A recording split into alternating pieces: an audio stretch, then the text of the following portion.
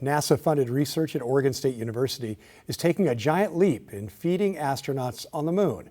Scientists are successfully growing potatoes in soil similar to lunar soil, and it's research that could play a role in future deep space missions. Meteorologist Joe Ranieri has more from Corvallis.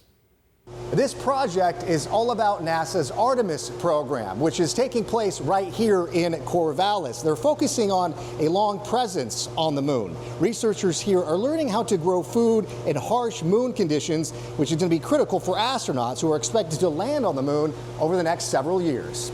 This is what I plan on harvesting today. Inside this lab at Oregon State University, David Handy, a space biologist, is tackling one of the biggest challenges of living on the moon: how to grow food where there's no real soil. On the moon, we have what's called regolith, which is basically a dirt that is completely lacking in any kind of biomatter. Unlike soil on Earth, the material on the surface of the moon contains none of the organic materials plants normally need to survive. So Handy and his team use a mix of crushed minerals and volcanic ash so it would be similar to the Earth's surface. And so think of like a very fine silt that you end up with. And so it compacts a lot.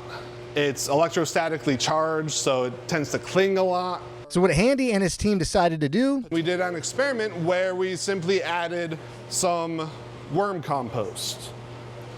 And that, by the time we had 30% by volume compost mixed in, the plants were identical to our Earth soil controls. That experiment turned out dozens of spuds, and they discovered adding compost made a huge difference. I thought it was a perfect crop to choose for different reasons. One, everybody eats potatoes.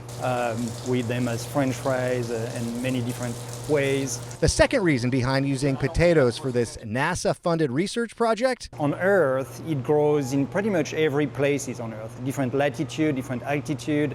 There's just very few places where you can't grow potatoes. Now they hope this experiment will be taking this team and this starchy veggie to new heights. In Corvallis, at Oregon State University, Joe Ranieri, KGW News.